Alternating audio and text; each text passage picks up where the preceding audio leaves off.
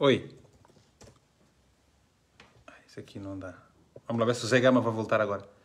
Eu estou mal. O computador chave foi. Ok, Zé Gama. Pronto. Agora sim. A gente não vai estar aqui a perder mais tempo. Pronto. Agora está perfeito.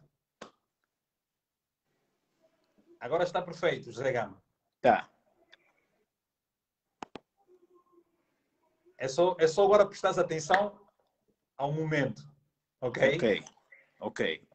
Não precisas te preocupar mais com nada. Ok. Olha, José Gama, nós já falámos várias vezes, incontáveis vezes ao telefone, temos uma relação virtual já de um tempinho, já tiveste várias vezes na televisão comigo. És uma pessoa que eu acompanho bastante e gosto muito do teu trabalho. És jornalista angolano, estás na África do Sul. Qual é o livro que estás a ler neste momento? Eu, neste momento estou a ler o livro do Jardim Macalha, que é a Segunda Revolução, Angola, a Segunda Revolução.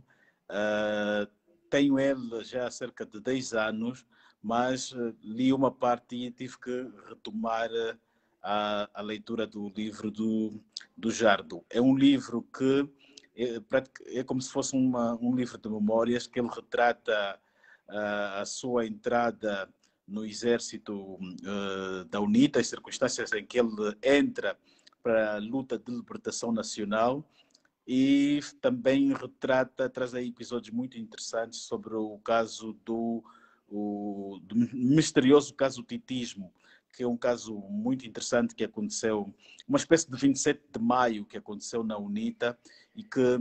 A queima das bruxas, não é? Não, este não foi a queima das bruxas. A queima das bruxas foi em setembro de 83. O caso do Titismo foi, como o nome próprio diz, tem a ver com Tito Chingunji, que foi o antigo representante da UNITA na Inglaterra e mais tarde nos Estados Unidos, e o Jardim foi o seu adjunto. E o Tito teve problemas porque era acusado de estar em conluio com os americanos, que era para supostamente apoiar o Savimbi do poder, e a dada altura Savimbi convoca-lhe para o interior de Angola e ele nunca mais aparece. E no período em que nós Angola assina os acordos de Bicesse, o Tito Chingunji é executado, ou melhor, executado no ano posterior aos acordos de Bicesse, quando Angola já estava em paz, e aquilo trouxe muitos problemas para a UNITA. Foi o episódio que levou à ruptura do antigo secretário-geral de Zaupuna, porque na altura o Jonas Savimbi queria que Zaupuna assumisse a morte do Tito e dos seus familiares. Zaupuna rejeitou e ele, pensando que o Savimbi fosse lhe fazer algum mal, ele preferiu entrar em ruptura, deixar a UNITA e fazer fortes denúncias contra esse partido no plano da violação dos direitos humanos. Portanto, Miguel de Zampuna é uma referência histórica da UNITA muito forte, não é? Zaupuna é um indivíduo de Cabinda, é tio também do Raul Danda, que acabamos de perder, e Zaupuna foi durante 20 anos secretário-geral da UNITA. Durante um certo período, dizia-se que a UNITA era um partido tribalista, que não gostava dos indivíduos, ou melhor, que dava apenas prioridade aos indivíduos do Sul, mas a verdade é que a UNITA, durante 20 anos, teve como seu número 2 um indivíduo que é do Norte. Quer dizer que, exato, o Zaupuna foi a figura mais poderosa da história da UNITA depois de Jonas Savimbi. Ele Muito tinha bem. a pasta também da segurança, era uma das pessoas que podemos dizer que foi mesmo o melhor amigo de Savimbi, era um grande amigo de Savimbi. Savimbi ouvia-lhe muito, tinha uma forte admiração por ele, lutaram juntos, era mesmo amigo de Savimbi. Eu estou a ler um livro de Osho, Padres e Políticos, A Máfia do Espírito. Durante 5.000 anos, padres e políticos têm estado envolvidos no mesmo negócio. É interessante percebermos, não é? E aqui é algo incrível. O Osho, uma é um indiano, epá, que tem vários livros, ele já morreu há muitos anos, e este é um dos livros, ele tem muito a ver com espiritualidade, essas coisas todas, e é um livro que eu tenho estado a ler, a reler, na verdade, porque eu digo que sim, há livros que nós não precisamos de ler, há aqueles livros que nós precisamos a ler e não precisamos de acabar, há livros que temos que ler e temos que acabar, há livros que temos que ler várias vezes durante a vida e nós não podemos viver sem os livros, e, portanto, essas são as minhas 5 regras da leitura. Bom, eu convidei-te a ti para nos próximos minutos nós conversarmos um pouco sobre várias realidades que marcam a vida política, social e até económica de Angola. Nós estamos a viver momentos muito particulares da vida política do nosso país, a qual não podemos ficar indiferentes. Eu acho que não devemos ficar indiferentes ao que nos está a acontecer. Eu, há muitos anos não digo, mas há uns anos, para ir a 2, 3 aninhos, que eu te vejo escrever muito sobre a UNITA. A minha pergunta é a que muita gente não fez, mas assumiu isso. Qual é a tua ligação? Eu vou te dar forma de... Qual é a tua ligação com a UNITA? Bom, o meu interesse... O meu interesse... Tu és jornalista. A partida, o jornalista é apartidário, não é? Não tem essas coisas de partido. Exato. Pois. Não, eu tenho uma ligação, não digo ligação histórica, mas vamos dizer assim, uma ligação não sentimental, mas uma ligação de curiosidade sobre a UNITA, também sobre o MPLA e o ANC e muitas forças. O que é que acontece? Durante muitos anos, eu quando estudei a 5ª classe em Angola, eu tive um colega que ele chegava da Gabela, e ele fugia da guerra. E ele, nós, quando íamos para o intervalo, e o colega contava histórias horríveis sobre a UNITA, né, que ele ouvia. Dizia que o Savimbi matava, que o Savimbi virava cobra, que o Savimbi virava galo. Esses tipos de coisas, né, que ouvíamos falar. Então aquilo foi suscitando alguma curiosidade. Em 92... 91, quando a UNITA chega a Luanda, eu fui, de facto, assistir um comício de Jonas Savimbi, que era, pronto, tínhamos todos curiosidade em saber quem era o homem que se dizia que vira aquilo, vira assado e cozido. Então, o que é que a gente se depara? Fomos deparando que não Savimbi ou os indivíduos da UNITA não eram aquilo que ouvíamos falar, né? Então, fomos lendo vários livros, vários repórteres, vários artigos de jornais. Então, aquilo foi criando em nós, ou criando em mim, uma certa curiosidade em saber mais da UNITA. Então, ao longo do tempo, fui lendo muita coisa sobre eles e fui aprendendo. E depois eu me mudei para a África do Sul. E a África do Sul havia um regime do apartheid que no passado apoiou a UNITA. Então, eu também fui confrontado com muitos livros, muitas pessoas que andaram na Jamba, sul-africanos que combateram lá do lado da UNITA, pessoas que participaram, por exemplo, no retiro, ou melhor, que ajudaram Savimbi a fugir de Luanda para o Ambo em 1991, 92, quando tivemos os confrontos em Luanda, né? Quando tivemos as eleições, ele não aceita os resultados e sai de Luanda clandestinamente. Então, pronto, isso de estar a conviver com muitos sul-africanos... É uma admiração mesmo, não é? Então, a pessoa vai ouvindo, pronto, e muitas pesquisas também sobre a história dos movimentos, com destaque à UNITA, mas também tem que se notar uma coisa: dos 3 movimentos, a UNITA é que tem mais fontes abertas, que tem mais livros também, sobretudo mais fontes abertas e vivas. Do MPLA também tem, mas as pessoas têm assim certo receio, são mais fechadas. Exato, agora, tem assim certo receio. Nós vamos falar do presidente João Lourenço, vamos falar de Adalberto Costa Júnior, vamos falar de muitas outras questões. Nós temos 1 hora, portanto, esta live vai até às 21h50 minutos. ok? Vou estabelecer esse tempo para a gente conversar.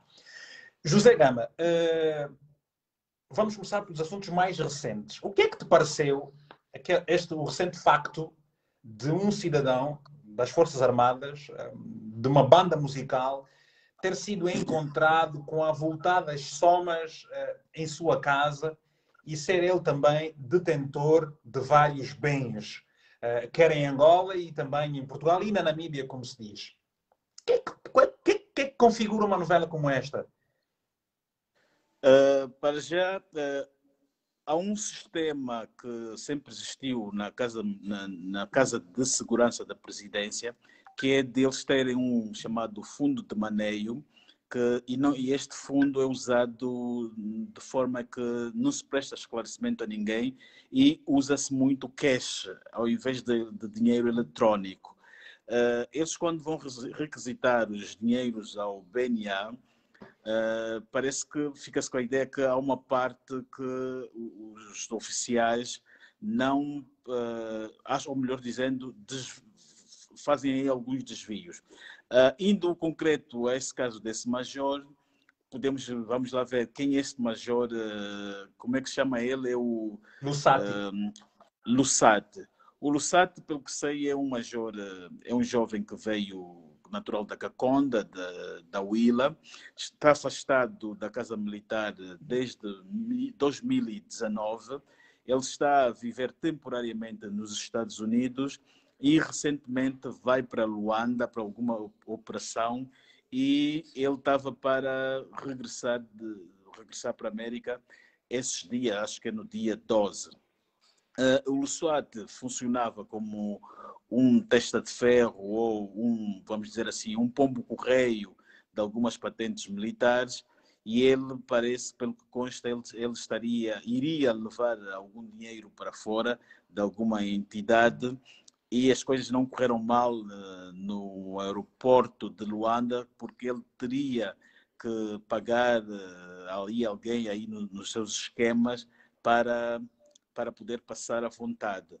Mas o que me pareceu é que ele não, as autoridades estão a dizer que ele, ou melhor, apresentaram aquelas malas de dinheiro e etc., alegando que ele iria viajar com aquilo. O que pareceu-me é que há aí uma certa impulação, porque quem viaja sabe que para se viajar não é com aquelas malas todas com dinheiro. A pessoa passa por um sistema de fiscalização, quanto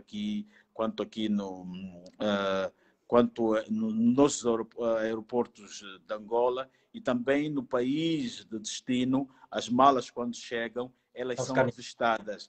Pois, por exemplo, se de facto ele for regressasse para os Estados Unidos, nos Estados Unidos toda mala que chega é fiscalizada e eles abrem e depois selam com uma fita cola branca e azul para a pessoa ter a certeza que foi aberta pelos serviços de migração e segurança e que ao mesmo tempo foi selada sem que retirassem alguma coisa.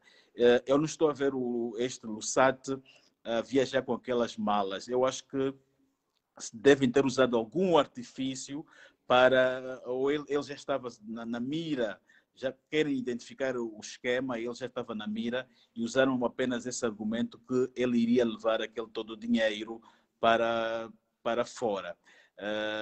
Isso, de facto, mostra que há um esquema que o presidente João Lourenço encontrou no seu gabinete e acaba por ser descoberto.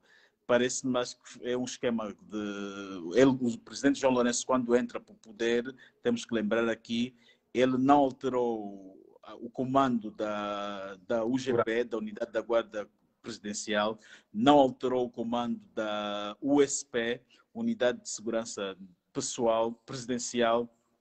Então ele continua com aquela estrutura herdada do presidente José Eduardo dos Santos, ou aquela antiga estrutura de homens leais e ligados ao general Coquelipe. O que é que tem a ver as recentes exonerações? Terá a ver alguma coisa com isso? Nas Forças Armadas? Sim, exato. Quer dizer, o que ele exonera ali é o grupo pessoal do gabinete do chefe da Casa Militar, do general Pedro Sebastião, e tem ali o diretor do gabinete, o homem da inteligência da Casa Militar. Quer dizer, ele quando tira o homem da inteligência da Casa Militar está a mostrar que o homem não deu conta do recado, não deu conta das artimanhas que estavam a aparecer ali, que estavam a acontecer ali, e como uma forma de penalização ele afasta. Mas, conforme está, eu acho que o primeiro afastamento ou a primeira demissão deveria ser seguramente do próprio chefe da Casa Militar e também o segundo homem da Casa Militar, que é o general Cerqueira Lourenço, por sinal, irmão do João Lourenço. Parece-me aqui que o presidente tem uma batata quente, ele conseguiu tirar os peixes miúdos, mas os cabeças ele não tem dificuldades em tirar, que é o irmão e o seu amigo. Portanto, e isso é algo bastante difícil. Disseste bem, uma batata quente para o presidente João Lourenço, porque o Osvaldo Del Toro diz o seguinte: geralmente, quando se tem este tipo de. E outros ilícitos, eles usam voos privados, não é? Voos fretados, privados fretados. Uhum. Bom, é uma novela difícil. Como é que achas que essa novela vai? Quais são os próximos contornos desta própria novela? Milhões de Lussati. A Assembleia Nacional deverá chamar alguém para falar sobre isso? Como é que vai ser? Não, porque desde sempre os fundos da Casa Militar sempre foram dados como fundos de segredo de Estado, que é no âmbito de operações undercover, como se diz em inglês, e não creio que a Assembleia vai ser chamada. Por outro lado, nota-se também que há um aproveitamento do próprio sistema, porque durante algum tempo, ou melhor, durante alguns meses, as pessoas foram criticando que a ocorrência de um afrouxamento sobre o combate à corrupção. Eu penso que a forma como se conduziu isto, no mesmo dia a TPA estava presente, na mesma noite a PGR faz um pronunciamento, aquilo pareceu mais um forcing, um marketing também para dar a entender que estão a combater a corrupção e no próprio gabinete presidencial. Porque em circunstâncias normais, se não fosse uma coisa estudada, o presidente não iria expor, um ato de corrupção acontecer no seu gabinete. Tivemos o caso do Adeltro de Costa, que foi muito criticado na mídia e a presidência ficou calada. Em silêncio. Mas nesse caso, nota-se que houve uma concertação, houve uma gestão e até eles fazem um anúncio que é uma operação entre o SINFO, o SINSE e o SIC. Né? Raramente sabemos que muitas das vezes o SINSE trabalha nisso, mas é um caso raro anunciarem a participação do SINSE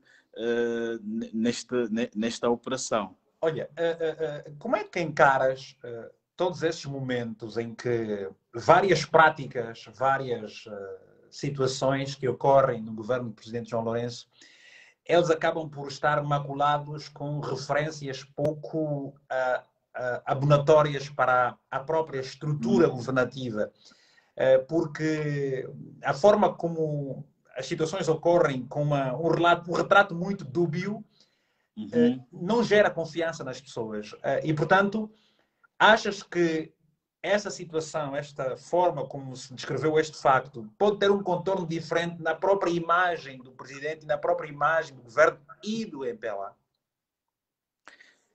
Eu penso que, primeiro, isso começou, não estamos a ver detenção de ninguém, e também a forma, como eu disse, a forma como isso aconteceu, pareceu que foi uma coisa previamente desenhada, para fazer ali, foi aflorada, que é para dar a entender que está-se a combater a corrupção. E o combate à corrupção não se combate com televisão, não se combate com marketing. Eu acho que um dos primeiros exemplos ou sinais que o presidente poderia dar de combate à corrupção seria o desmantelamento, por exemplo, da GFI, que é o braço empresarial do MPLA.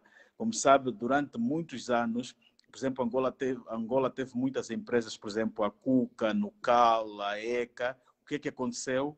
O governo privatizou a Cuca, a Nucal, passou para essa empresa do MPLA, que é a GFI, em parceria com uma empresa, com a Cassel, de um cidadão francês, de um empresário francês, o Olha, deixei de ter som.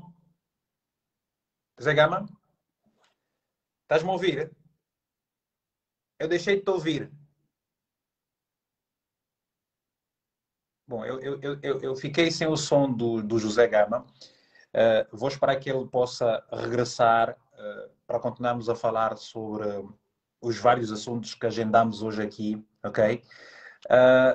Já está. O José Gama já voltou. Vai voltar a conectar. Eu vou pedir que a todos vocês que partilhem esta live. Partilhem a live. Já estás de volta. Já estás de volta. Então, estavas a dizer que... Ok. Sim, estava a dizer, o primeiro sinal que ele poderia fazer, se quisesse combater mesmo a corrupção de verdade, seria o desmantelamento da GFI.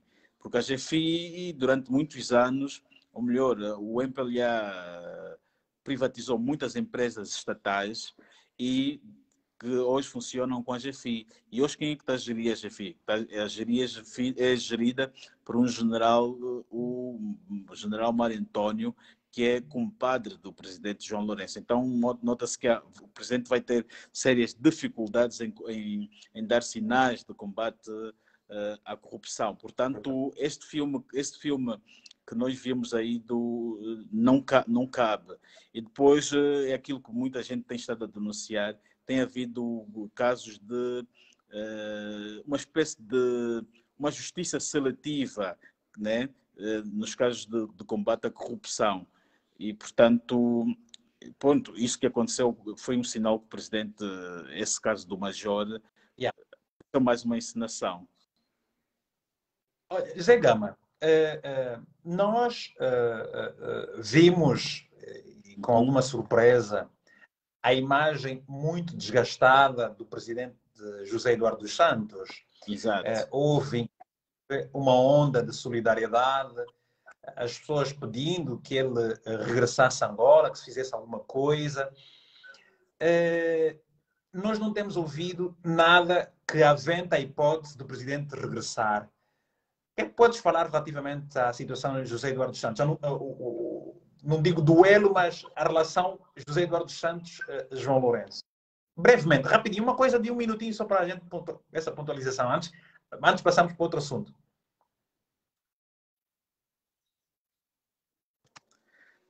J-Lo.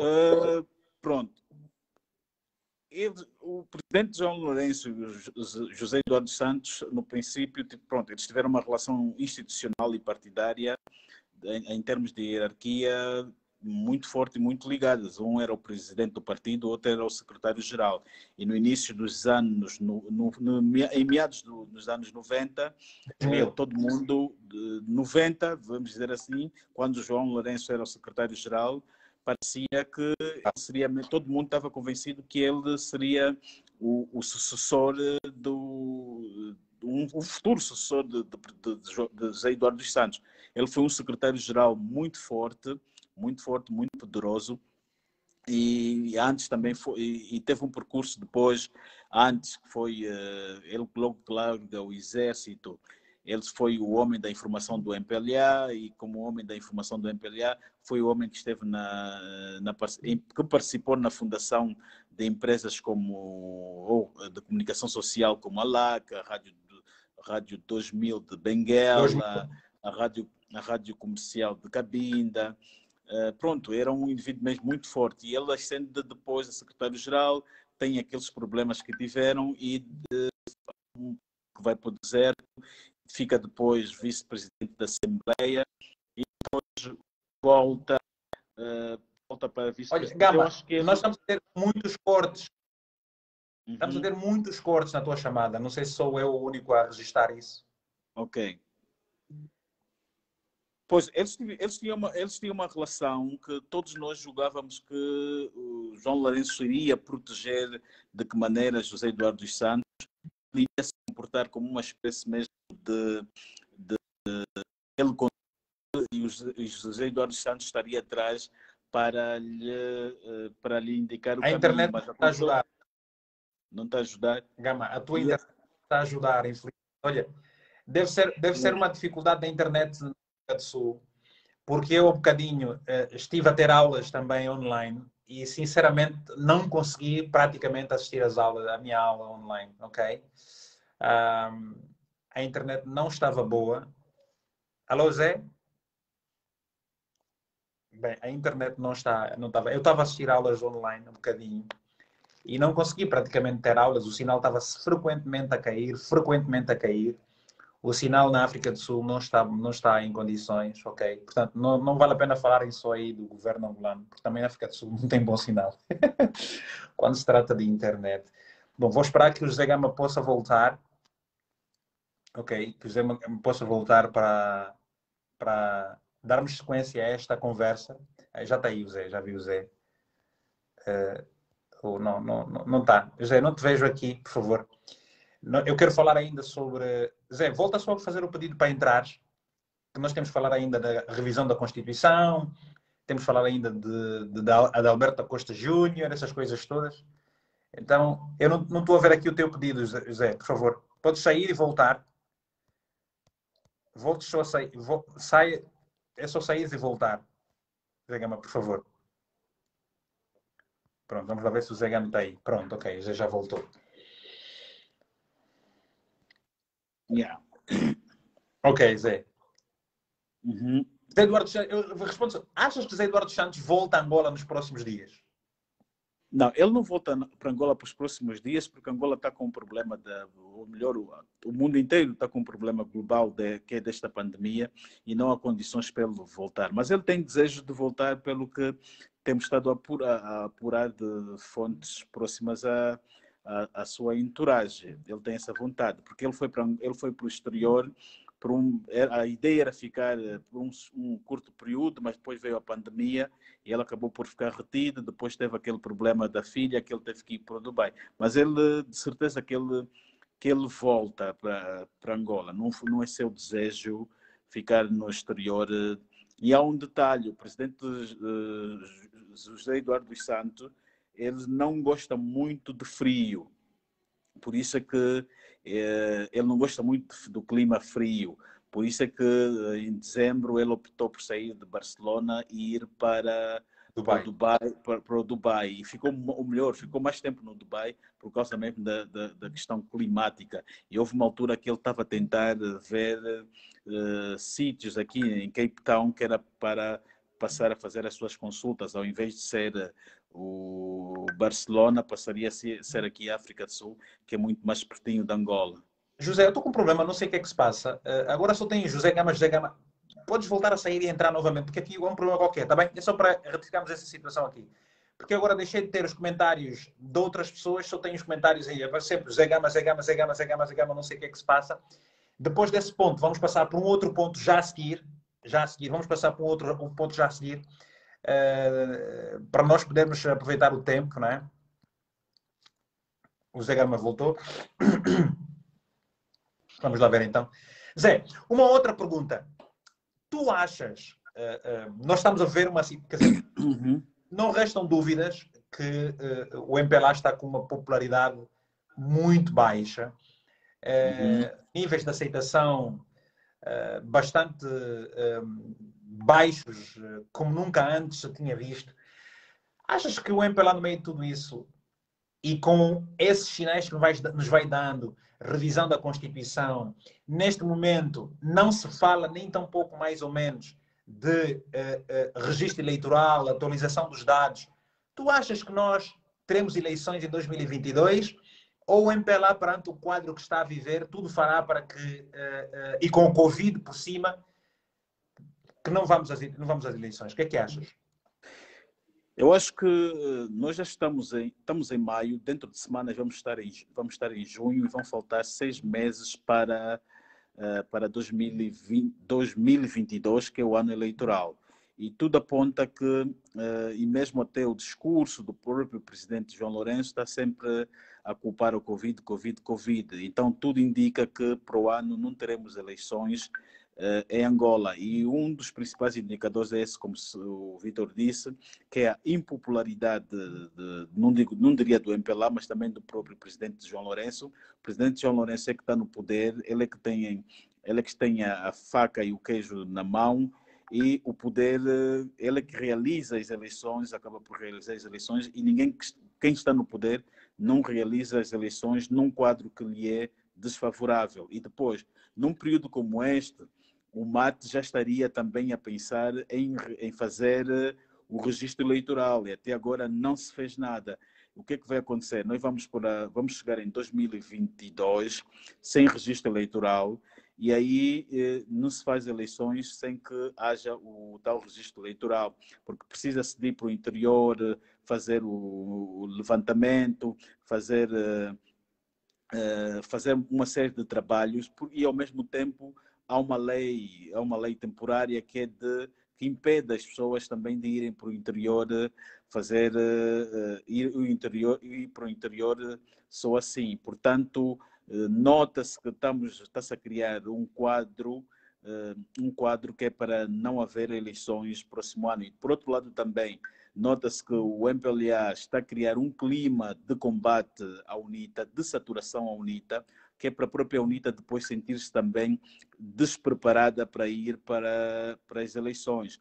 Por exemplo, o Adalberto Costa Júnior tinha um programa que era de ir para o interior assim que chegasse de viagem. Ele chegou de viagem, o que é que encontrou? Encontrou o MPLA, aprovou uma lei que impede as pessoas de irem no interior e fazer os seus trabalhos. Logo, ele não vai poder cumprir com essa sua agenda. Então, acaba também por ficar comprometida.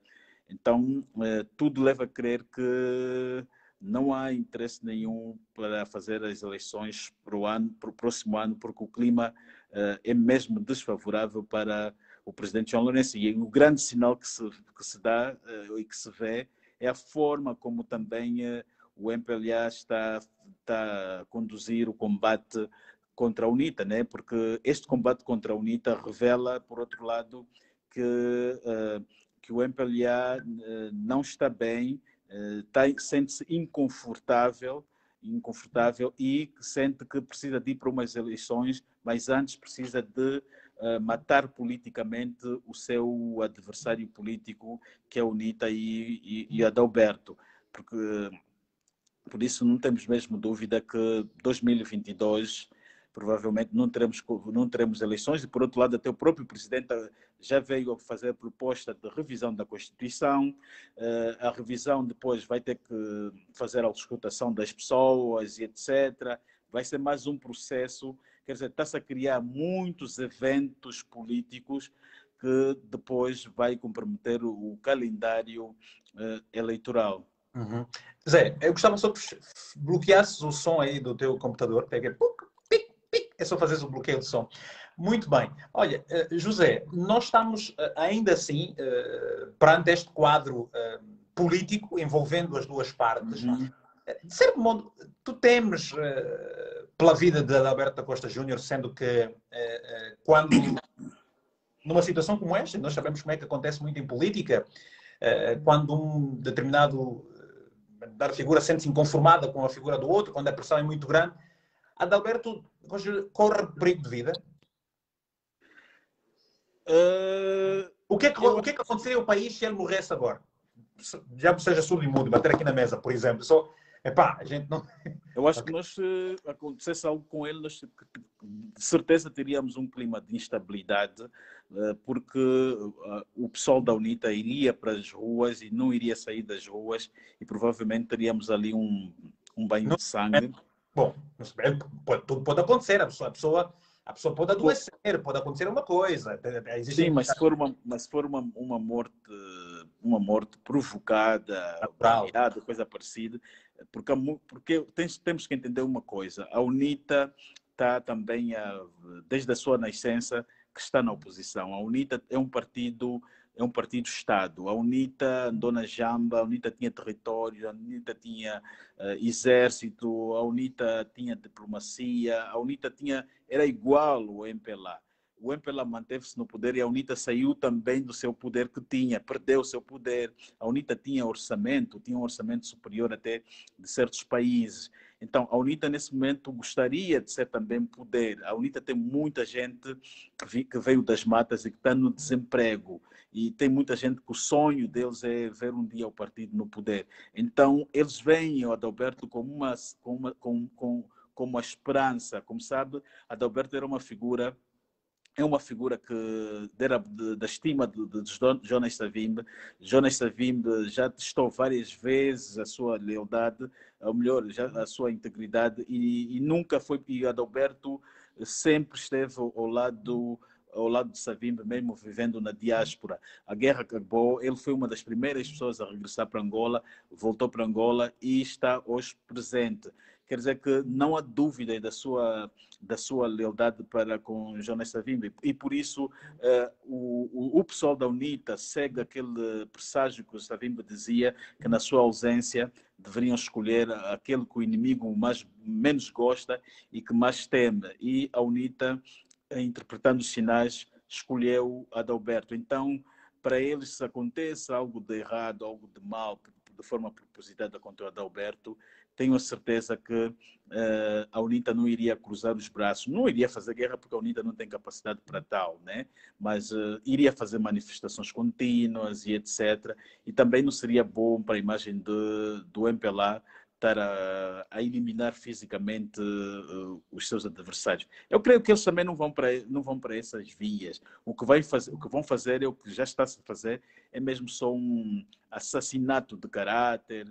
Mas achas que este assassinato de caráter, portanto, nós estamos presente a uma espécie de conduta de propaganda, de assassino de caráter, que se costumava usar muito no passado e que vingava por conta das próprias circunstâncias. No atual momento, parece que esta situação está a fazer, entre aspas, como se diz em guerra, ricochete, ou seja, a bala volta ou toma outra via que não aquela desejada.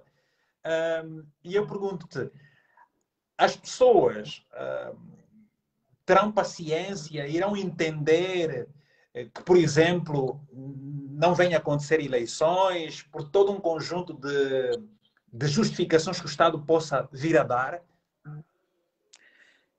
Eu penso que as pessoas podem depois... Primeiro temos que ver uma coisa, que nós somos cerca de 25 milhões de habitantes e ainda temos um grosso que não lê, não tem cultura de leitura e etc. E temos uma máquina que é muito forte que se chama TPA.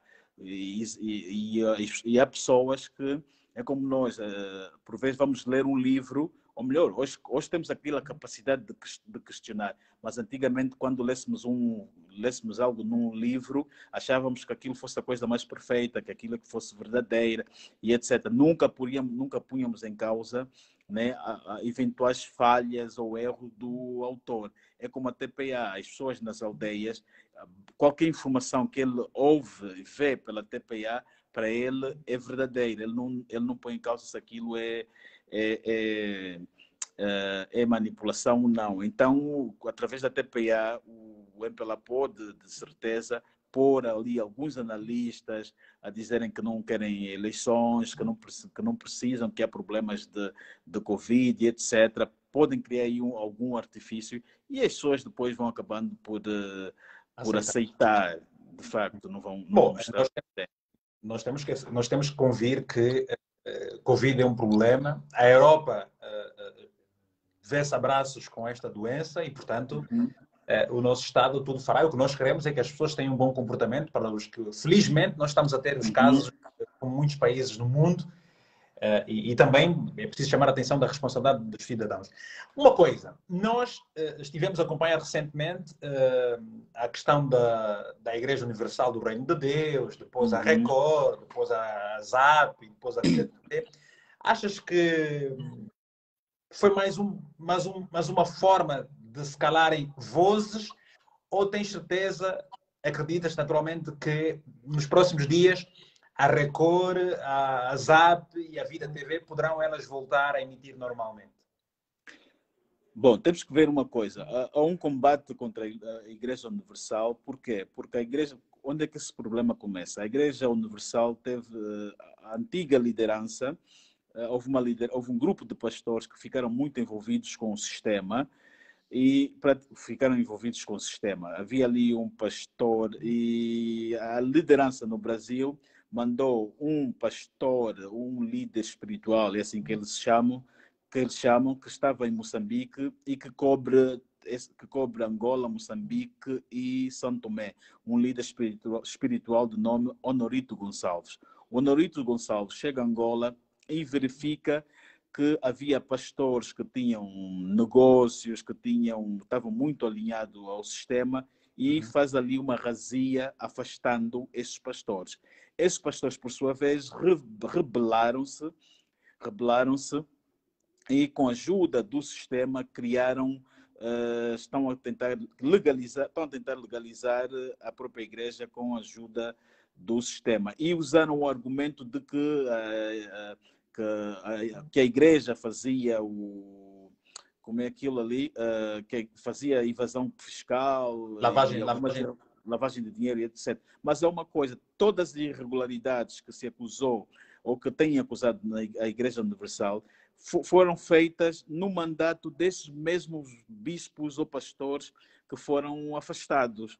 Porque o líder espiritual brasileiro chegou agora, não foi ele que andou a fazer a tal de evasão fiscal e outras irregularidades. Então, o que está a acontecer? Estamos a notar a interferência do poder político em afastar uma ala e colocar uma outra. Porque em Angola, quem legaliza a igreja é o Ministério da Justiça. Mas nós estamos a ver o Ministério da Cultura, o ministro da Cultura vir a público a dizer, olha, não há conflito mais, a igreja já tem nova direção. Quer dizer, o Ministério da Cultura legalizou, deu legitimidade a uma outra igreja. Nós vimos os serviços de investigação, fecharam algumas igrejas, abriram outras, e essas que foram abertas foram entregues aos bispos da ala chamada ala reformista.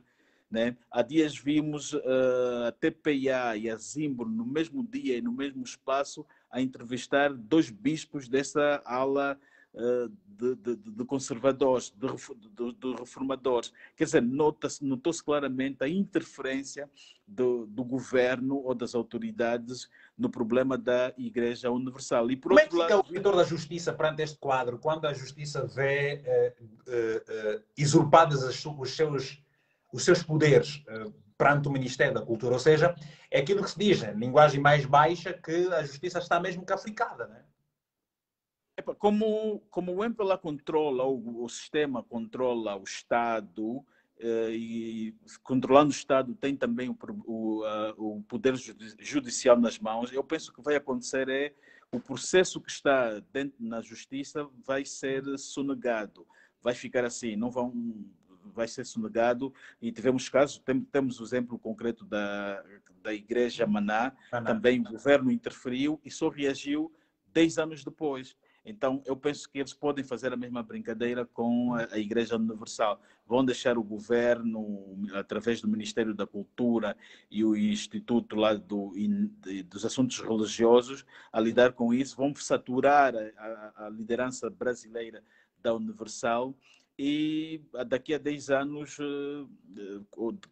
quando reagirem, o caso tem outros contornos. Agora podes falar um bocadinho da questão da ZAP, da Vida TV e tudo mais, mas eu pergunto assim, estes cenários não são cenários que mancham o próprio país, mancham o próprio Estado angolano? Não cria depois outras crises? Não, o Estado angolano reflete muito na sua liderança. O presidente, nós temos, por exemplo, vamos fazer aqui uma comparação. José Eduardo Santos, que governou durante 40 anos, tinha preocupação sobre a sua imagem, gostava de fazer gestão da sua imagem, preocupava-se com ela. Por exemplo, a polícia poderia cometer alguns excessos, ou a polícia ou os órgãos de segurança, e ele procurava fazer gestão daquilo. Ele gostava de ser visto como um líder regional, um líder que todo mundo vem pedir conselhos, etc. O presidente João Lourenço não tem esta visão, ele não vela pela sua imagem. Por exemplo, se a polícia matar, se a polícia matar no Cafunfo ou sei lá onde, ele não tem esta preocupação de ser mal visto pelo mundo. É daquele tipo que como se diz, tudo para frente, né? Acho que é uma expressão mais ou menos assim. Então, isto reflete na forma como ele vai gerindo isso. Tem esse problema da ZAP, da ZAP que ele fechou, da Universal, da TV Record, mas ele não está nem aí se as pessoas, se o mundo se vai ser visto de forma errada ou não. Ele não está nem aí. Por isso que estes casos refletem muito bem a sua imagem. Por exemplo, no caso da Record, o que é que acontece?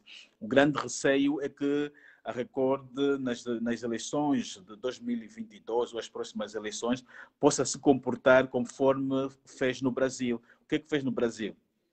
A Rede Record, a Igreja Universal, todas e um grupo de religiões uniram-se e apoiaram o Bolsonaro. O Bolsonaro ganhou, tiveram uma forte influência para as eleições de Bolsonaro. Então, o MPLA, creio eu, que também ele quer ter a garantia que a Universal fique com ele, né? Por isso é que ele toma de assalto a Igreja Universal, põe um grupo de pastores da sua escolha, confisca a TV Record, né? Que é para, no futuro, quando for para as eleições de 2022, ter pelo menos a Record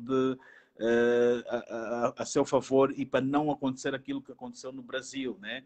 Eu vejo assim, quanto a Zap e a TV Vida, eu penso que aquilo foi só diversão. O objetivo foi mesmo a TV Record. E achas que tanto a Zap como a Vida poderão voltar normalmente nos próximos dias, depois de fazer sim, sim, eu acho que vão voltar primeiro porque não representam nenhum perigo, para o sistema, né? E depois elas acabaram de isso que aconteceu, elas acabaram por levar um puxão de orelha e mostraram-nos que quem manda agora é o MPLA de João Lourenço, e quando elas regressarem, vão regressar já melhor, quando reativarem, vão regressar já fragilizada e com uma postura de bem comportados com o regime, porque do contrário voltam a cortar-lhes as pernas. Uhum. Bom, Gama, são sempre vários assuntos transversais. Nós, por exemplo, e agora voltando a um outro assunto também relativamente a questões sociais, depois vamos falar chegaste a ver a entrevista de Isabel dos Santos com os jovens anormais? Eu não vi, mas eu apenas ouvi vários comentários das pessoas a reclamarem ou a criticarem que, ao invés de debaterem assuntos importantes, estavam a debater assuntos de gostos da alimentação, de culinária e etc. É normal que, se calhar, é o tema do espaço, né? Temos que respeitar. Parece que as pessoas contavam que a Isabel, pronto, que debatesse em Angola, né? E o debate não foi Angola, foram debater pessoas e gostos de pessoas. Esta percepção em termos de... acho que aquilo ainda está disponível na internet e poderei ver... Eu fiquei exatamente com esta mesma percepção. Portanto, quando se marca uma entrevista, existe um ângulo de abordagem. E, portanto, exato. De certo modo, o ângulo da abordagem não foi de encontro às expectativas das pessoas, porque, sendo ela quem é e estando o tempo que esteve sem falar, muito seguramente as pessoas gostavam de saber questões outras, não as que foram colocadas aí precisamente, e eu acho que tens toda a razão, quando fazes esta alusão, aquilo do que terá ou não. Bom, o que nós temos estado a verificar, e também nos últimos tempos, é uma onda de contestação relativamente aos posicionamentos da televisão pública de Angola, a Rádio Nacional, os órgãos públicos de comunicação, na forma como tem estado a tratar os factos. Há quem diga, e ainda ontem tive a ouvir um jovem dizer que não vê a televisão pública há 2 anos. Eu, de modo geral, quase que não vejo televisão. Eu fico mais ligado aos livros e tenho mais tempo para ver outras coisas. Aliás, tu tens a televisão no telefone e, portanto, a televisão convencional já não ligo tanto e escolho aquilo que quero ver, não é? Não é... Nós não queremos isso. Nenhuma pessoa no seu estado normal, de consciência normal, quererá que Angola possa viver uma instabilidade social ainda mais profunda do que está a viver, onde as pessoas vão para a rua e matam-se umas às outras. Mas eu pergunto-te, qual é o risco que se corre tendo um serviço público de comunicação como nós temos em Angola e tendo também alguns políticos com um tipo de linguagem muito, muito volátil, em que, não digo incitar o ódio, mas criam uma reação nas pessoas pouco recomendável em função da própria situação que nós estamos a viver. Não vale a pena dizer que a desgraça, a fome, a miséria, o desemprego estão em flecha. Como é que tu achas? O que é que tu achas disso tudo? Primeiro, eu vejo que está-se a cometer, de facto, um erro que é a descredibilização dos órgãos de comunicação social em Angola. Nós vamos para as eleições e era importante irmos às eleições com órgãos credíveis. O que é que vai acontecer com o MPLA?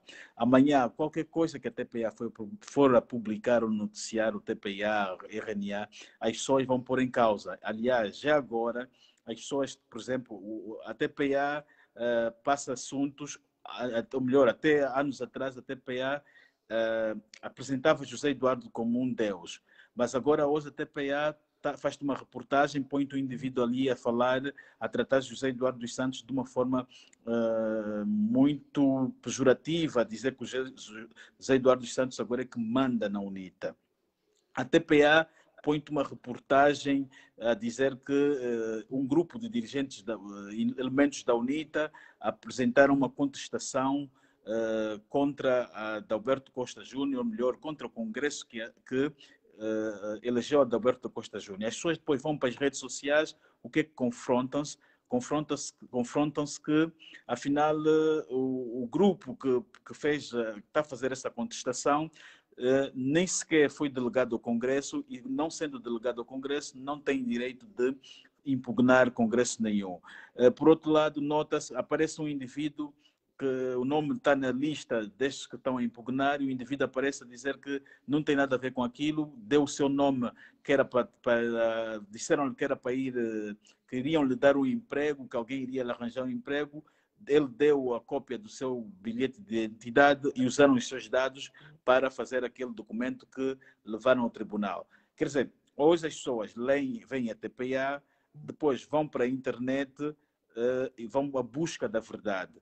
Quer dizer que as pessoas cada vez mais começam a perder crença nos órgãos de comunicação social porque hoje têm uma alternativa que são as redes sociais, porque nas redes sociais as pessoas conseguem ter a ideia mais ou menos do que é que está a acontecer. Por isso, quando as pessoas estão toda hora a recorrer às redes sociais para consulta ou para fazer cruzamento daquilo que os mídias estatais estão a dar, quer dizer que o governo precisa mesmo de credibilizar mais e como é que duas coisas rapidamente. Uhum. Como é que o que é que tu entendes, o que é que tu achas do facto de um cidadão e a televisão pública citar o nome do presidente José Eduardo dos Santos, como citou, estando a apoiar na atualidade o partido que sempre combateu com toda veemência, sempre foi o seu principal adversário, e não haja uma reação do próprio MPLA e tudo mais, nem de gente. Eu não li nada dos opinion makers relativamente a essa posição daquele cidadão. Pois, isso foi uma contradição enorme. Primeiro que, na sexta-feira passada, o MPLA fez sair um comunicado a dizer que nada tem a ver com as crises da UNITA, né? Por outro lado, a própria mídia do governo vem-te a dizer, põe-te o indivíduo a acusar o presidente emérito do MPLA de estar a apoiar a UNITA. Quer dizer, há aqui uma contradição. Um dia a TPA diz uma coisa que não tem nada a ver, outro dia publica algo a dizer que o seu presidente emérito está a apoiar a UNITA. Dá a perceber? Então, há esse tipo de contradição. Mas, por outro lado, a TPA, esses meios deveriam prestar mais atenção, porque o José Eduardo dos Santos é um indivíduo que cometeu erros, como todos nós cometemos e vamos cometer, mas há uma coisa que nunca vai mudar mais, que é o facto de ele ter sido nosso presidente. Isso já não se vai mudar. Na história está. E em qualquer parte do mundo, um ex-presidente deve ser protegido pelo Estado, deve ser protegido e salvaguardado pelos seus cidadãos. Porque ele é uma figura, o José Eduardo dos Santos, ok, ele está cansado, já não pode mais fazer política, mas é ainda uma figura que reúne algum consenso, é uma figura que pode causar estabilidade e também estabilidade no país. Imagina se o José Eduardo dos Santos revela segredos, por exemplo, da fraude eleitoral que aconteceu para a eleição do presidente João Lourenço, que ele revela, por exemplo, que naquelas eleições não houve contagem, não houve apuração dos votos. Ele traga aqui esses detalhes, provoca uma convulsão no país.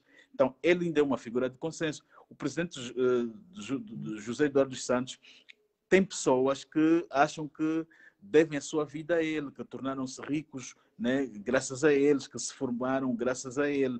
Então, hoje vemos um MPLA praticamente dividido. Mas não se Né? vê essas pessoas defenderem-no, pelo menos assim. Não, porque se notarmos todos aqueles que a ala do presidente João Lourenço está a atacar, quando o presidente vem e declara que existe ali marimbondos, quer dizer, ele automaticamente está a declarar que houve um grupo que se apoderou dos dinheiros, etc., de marimbondo. É uma ala e tem mais. E há uma divisão, não só política, mas também uma divisão que está aí para um campo rássico. Se nós notarmos, o que está acontecendo? Vamos lá fazer uma comparação entre o que está acontecendo com a UNITA e o MPLA. A UNITA está com uma dificuldade, ou melhor, o MPLA está com uma dificuldade, por quê? Porque a UNITA passou-lhe em termos de problemas rássicos. O MPLA é um partido que foi criado pelos mestiços, né? Pelos mulatos, vamos assim dizer, e se nós olharmos para os escritos de Veriato da Cruz, ele na altura dizia que defendia que deveria-se pôr os negros à frente e os mulatos atrás a mandarem. O que acontece? O MPLA que teve esses problemas, a UNITA, ou melhor, é que tem esse histórico de ser um partido de mestiços e acusava, por exemplo, a UNITA de ter problemas com a mestiçagem, etc. E a UNITA acaba por resolver o seu problema. A UNITA foi eleger um presidente que é mulato, um presidente que não tem sotaque do Sul, não tem sotaque não sei, dos outros sítios, acaba por promover um presidente com uma imagem exemplar, quer dizer, o MPLA, ou melhor, a UNITA acaba por fazer aquilo que o MPLA nunca fez. O MPLA até hoje nunca teve um presidente mulato, porque eles não, praticamente, não levam isso em consideração. Mas, por outro lado, se nós olharmos nos grupos do MPLA que estão a se combater, no fundo também é um combate de uma ala de negros contra os mulatos. Se nós formos ver aquela corrente do José Eduardo Santos que está a ser combatida e que está descontente, quem são? É Higino Carneiro, que é mestiço, Gil Martins, que recusou, que saiu, que era leal a José Eduardo Santos, é mestiço. Tem Dalo, que há pouco tempo se demitiu, é mestiço. Tem o general Eusébio, que está aí também, é mestiço. Quer dizer, tu notas toda aquela mestiçagem a apoiar, que é, ou melhor, que é vista como apoiante do presidente anterior ao Gelo. Por isso digo, eles estão aí para um campo também rássico no combate, nos combates entre si.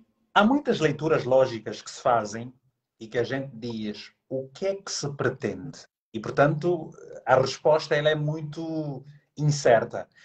Achas que há uma pergunta que foi deixada aqui há pouco tempo. Achas que o governo angolano terá coragem de cortar as redes sociais, a internet? E há dias alguém disse uma coisa muito interessante. O MPLA acusou, sugere que as pessoas devam usar as redes sociais com mais civismo, da melhor forma. E alguém diz, e o povo, e como é que fica o povo que está cansado da imparcialidade da televisão pública de Angola, não é?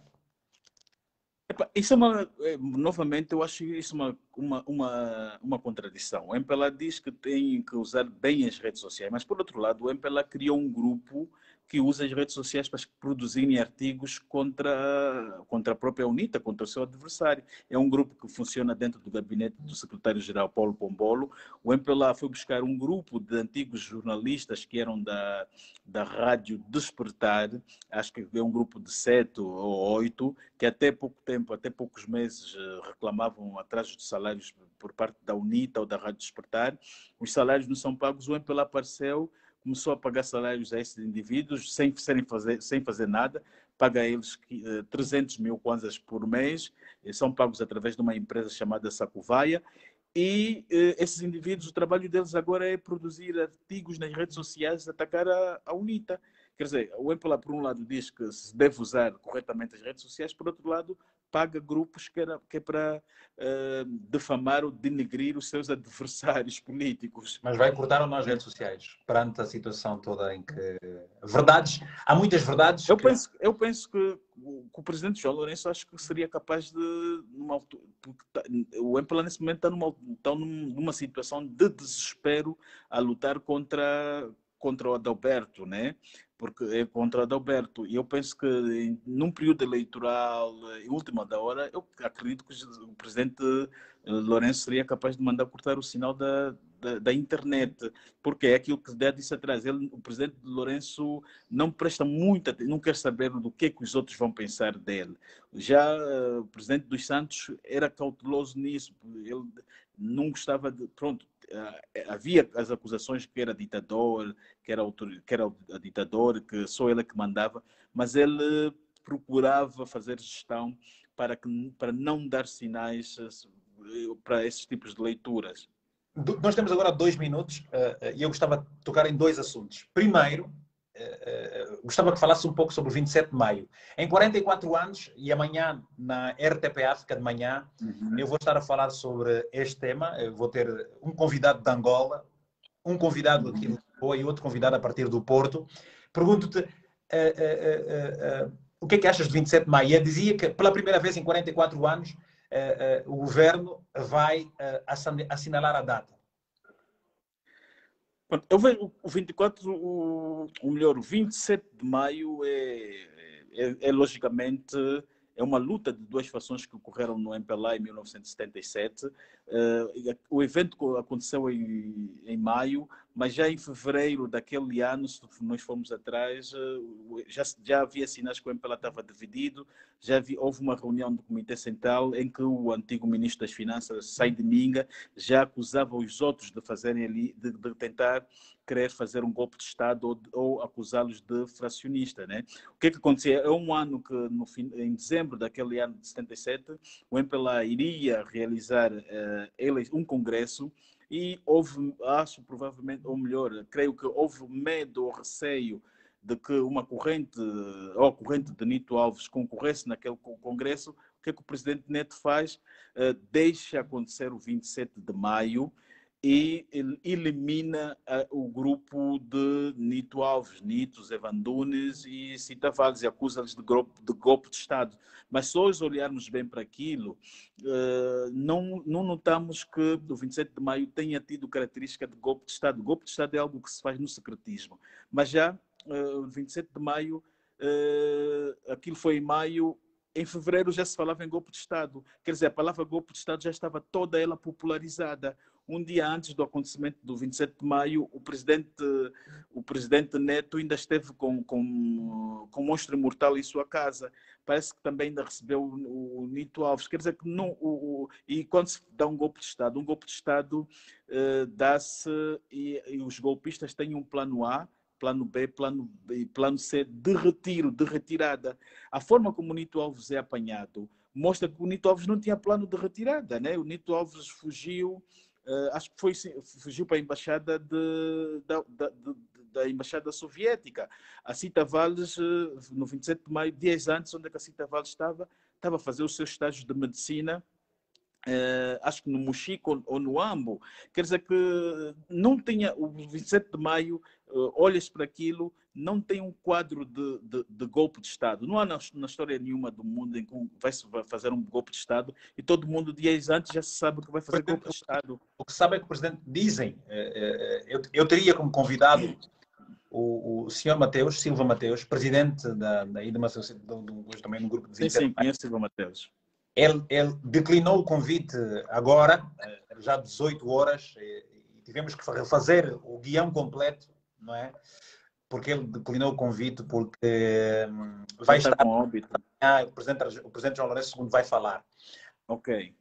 Achas que o presidente João Lourenço começa a dar um sinal positivo, ou seja, de maior expectativa que José Eduardo dos Santos não conseguiu dar em reconhecer? Aliás, João Lourenço, ele colocou Mário Pinto de Andrade no Hall of Fame. Como é que se chama aquilo lá das fotografias? Não é Hall of Fame? É isso? Exato, Hall of Fame. Quadro de honra. Quadro de honra. Coisa que José Eduardo dos Santos não tinha feito. Portanto, será que o presidente João Lourenço vai realmente destapar a ferida, assumir, pedir desculpas e atribuir certidões de óbito, levantar o memorial das vítimas de 27 de maio, fazer completamente um marco aqui, sendo que ele é corajoso, já mostrou isso várias vezes? Eu penso que ele pode fazer isso. Ele também é uma parte interessada no 27 de maio, porque a mulher dele esteve presa no 27 de maio, foi torturada no 27 de maio, a Ana Dias Lourenço. Não sabia. Sim, ela foi torturada no 27 de maio e disse que foi João Lourenço, na altura, era oficial militar. Numa das visitas à cadeia, soltou a prisioneira e acabou por ficar com a mesma, né? Então, ele é uma parte interessada também neste processo. Isso toca-lhe também. Então, ele está sentimentalmente ligado a isso. Está em condições de fazer justiça pelo 27 de maio. Mas, por outro lado, ele vai ter alguma cautela, porque tarde ou cedo, por exemplo, ele vão produzir, por exemplo, as cédulas, as certidões de morte, né, das pessoas que morreram. Mas, por outro lado, nas certidões tens que justificar se está morto ou não. Porque é que morreu? Vão ter que justificar algumas coisas dessas. Mas é um bom passo que ele está a dar, de reconhecer isso e ouvir mais as vítimas, porque, de facto, o que é que acontece? Há pessoas que hoje não estão registradas pelos seus pais, não estando registradas pelos pais, não conseguem, por exemplo, receber heranças. O pai, se calhar, deixou uma fazenda, uma casa ou alguma coisa, eles não conseguem receber porque não há prova que aquele indivíduo tenha sido o seu pai. Estamos a terminar. Olha, e nas lives há de tudo. Nas lives há de tudo. E há gente que aparece sem imagem, não é? E a gente agradece. Para fechar, eu gostava, deixo-te à vontade para falar sobre Raul Danda. Eu conheci Raul Danda pequeno, na década de 90, e mesmo nos anos 2000, penso, ouvindo ele, não, 90, 2000 já estava em Luanda praticamente, 2002. Na década de 90 ouvia Raul Danda a ler os noticiários da Rádio Nacional de Angola, gostava, tinha uma atitude muito forte. Depois estive a fazer uma moderação de um debate internacional a partir dos Estados Unidos, e ele participou também, gostei imenso, e daí para frente fomos tendo ligação. Depois ele participou por uma vez também, ou duas vezes, não Tenho a Palavra, um programa que eu faço e tu já participaste várias vezes. Mas Raul Danda, ele encerrava muito mais do que aquilo que se sentia, se via nele. Para mim, Raul Danda transcendia o Partido UNITA, não é? Era uma pessoa que tinha o seu Partido UNITA, mas defendia Angola, defendia a sua cabinda de forma muito, muito veemente, e tinha uma postura nos relacionamentos interpessoais muito, muito, muito interessante. Eu gostava que pudesses expressar também algumas palavras em sua memória, antes mesmo de gente terminar. Maura Faial, deixa-me só ver aqui uma coisa. Na minha humilde opinião, deveriam fazer um trabalho de casa primeiro. Se anfitriã, olha, agora, eu gostei, olha, Maura, deixa-me só dizer o seguinte a Maura Faial. Nós sabemos que haverá um evento nos próximos dias com as mães ou com as vítimas de 27 de maio, qualquer coisa, e que a Maura Faial parece, estar a organizar qualquer coisa, como é que se chama? Uma exposição. Se for verdade, Maura Faial, se estiver interessada, deixa-me ficar no Facebook o seu contacto para que eu passe para a minha produção, produção do programa, e amanhã, no final do programa, nos últimos 15, 20 minutos, a minha produção vai ligar para si, para você falar deste evento que está a organizar. Mas pronto, 27 de maio é outra história, e há muito seria dizer, amanhã vamos falar sobre isso na televisão, mas para fechar mesmo é Raul Danda, por favor. O Raul Danda, eu vejo o Raul Danda como uma figura não igual, ou melhor, inédita em Angola, porque o Raul Danda é de tudo um pouco. O Raul Danda foi ator, foi político, foi militar, major da esfala, foi ativista, foi poliglota, falava muito bem o inglês, francês, as outras línguas. Gostava de cantar, era um tradicionalista. O Danda, em 77, foi um quadro que esteve no MPLA e ele tinha um amigo que estava a ser procurado, acusado de fleque. E haviam rumores que o Danda estaria a ser procurado, tinha o seu nome nas fronteiras, que era para ser eliminado. E ele era da JMPLA. O Danda, naquela altura, ele, com medo, teve que fugir de Cabinda, falou com seu pai, fugir de Cabinda e foi para os Congos. Como ele era da JMPLA, naquela altura até o nome dele, o nome alcunha, passaram a ser chamado de J. Ele foi para o Congo Kinshasa, mas só no Congo Kinshasa que depois toma conhecimento que afinal não estava a ser procurado, que era um falso alarme, mas ele acaba por ficar mesmo ali em Kinshasa. Em 1983, há um indivíduo da UNITA que conduzia ali algumas operações de inteligência. Esse indivíduo ocupava o cargo de chefe das telecomunicações junto da representação da UNITA. Esse indivíduo recruta um grupo de estudantes de Angola em Kinshasa e um desses estudantes universitários era o Raul Danda. E este indivíduo chama-se Abel Chivucuvuco, esse indivíduo da UNITA, e leva Raul Danda para Jamba. Ele leva o Danda para Jamba e na Jamba o Danda encontra lá o seu tio chamado Miguel Zaupuna e acaba por ficar na Jamba, é reintegrado na Jamba, faz uma formação militar e sob o comando do general Abílio Camalata Numa. Então o Danda é integrado, colocaram-lhe na televisão, ou melhor, na rádio Vorgam. Ele foi o diretor adjunto e em 92, 91, 92, quando o seu tio Zapuna foge, tem os problemas com Savimbi, o Danda não quis sair da UNITA. O Jonas Savimbi chama-lhe e diz-lhe, olha, maninho, o Puna está a dizer que nós vamos matar os Cabinda, vamos maltratar os Cabinda, então amanhã eu vou pôr aqui o avião e vocês vão. E o Danda não quis ir, mas sob pressão acabou por ir para Luanda. E é assim que ele se desvincula na fase inicial na UNITA, junta-se ao tio. O tio tinha um projeto que era a Tendência de Reflexão Democrática, a TRD. Esse partido tinha também o Paulo Chiplica, né? Tinha o Paulo Chiplica, sim. É daí que o Danda vai para ali, também segue a carreira depois de enquadrado na RNA, depois vai para a vida da TOR e... Depois esteve na Embaixada dos Estados Unidos. Esteve na Embaixada também dos Estados Unidos e mais tarde, quase 14 anos atrás, o Danda regressa para a UNITA a convite do embaixador Isaías Samakuva. Então é assim que se dá o regresso do Danda. É uma perda mesmo, uma perda muito irreparável, algo que não se cobre.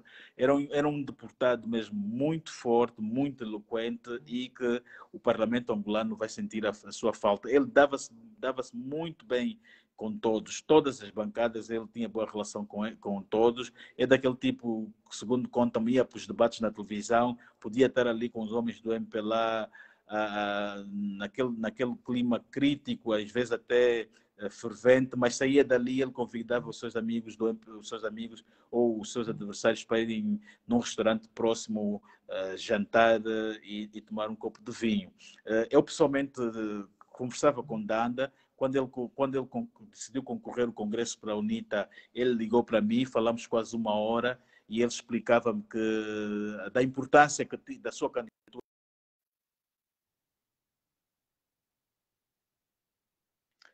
Alô? Bom, como vocês puderam ver, perdemos perdemos o José Gama agora no final e, portanto, também não vale a pena a gente chamá-lo novamente para terminar, não sei. Não sei se devo chamar, se tiver aí eu chamo. Eu quero agradecer a todos vocês pela presença nesta live. Eu tenho feito de quando em vez, perdão, e a terça-feira, uma live em que trago pessoas com quem gosto de conversar para analisarmos de forma muito educativa e pedagógica vários temas da nossa Angola. É um exercício que eu vou fazer sempre que puder. Lembro que aqui, nesta página, nos últimos 28 dias passaram quase 5 milhões de pessoas. Não consigo agora dizer que estou vendo 5 milhões de pessoas nos últimos 28 dias. E é uma página que tem mais de meio milhão de seguidores. E aproveitar este espaço das redes sociais, do Facebook, para poder darmos voz a algumas pessoas, analisarmos diversos assuntos. Não é aqui que as pessoas deverão vir lavar a roupa suja, não é essa a minha ideia. A ideia é sempre permitir que a gente analise os factos. Hoje trouxe o José Gama para essa abordagem transversal sobre o país, não é? E esperamos que vocês tenham gostado. Obrigado a todos que estiveram aqui a comentar.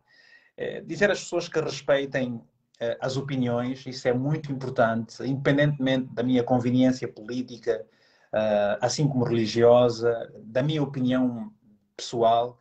É preciso que a gente tenha esta capacidade de respeitar a diferença, porque o arco-íris era só bonito precisamente pela diversidade das cores. Nós em Angola desenvolvemos uma insensibilidade muito grande quando alguém tem uma opinião diferente da nossa. Ok, não deve ser assim. Devemos respeitar, mesmo que a gente não goste, não precisamos de elevar os ânimos devem estar sempre amainados perante as diferenças. Eu agradeço profundamente o José Gama pelas diversas explicações que deixou ficar aqui relativamente ao que pensa do MPLA, o que pensa da UNITA e o que pensa do país. É mesmo um exercício, enquanto angolanos, me parece que devamos fazer isso. O que nós queremos é construirmos uma Angola diferente, o que nós queremos é que os nossos líderes olhem para o país com outros olhos, em que os egos, em que o complexo e tudo mais seja separado. Porque nós temos várias experiências de como o mundo está, de onde é que a gente vem, onde é que nós estamos, e percebemos que se nós continuarmos como estamos, efetivamente vamos deixar uma Angola muito pior para as futuras gerações. Então, é importante que as pessoas conversem, que as diferenças sejam elas respeitadas, os pontos de vista em comum sejam aproveitados, para que nós possamos construir uma Angola diferente, em que os jovens tenham emprego, em que tenhamos boa educação, tenhamos saúde, porque o que é que vale, por exemplo, uma pessoa... Bom, não vale a pena continuar a falar. Fico por aqui. Mali, minha amiga do coração, um beijo grande. Eu vou me preparar para descansar e amanhã acordar cedo para poder fazer um programa que vai falar sobre o 27 de maio. Tenho muitas perguntas para os meus convidados e a única coisa que eu sei ser é jornalista. Um abraço bem forte, fiquem todos muito bem. A live vai ficar gravada.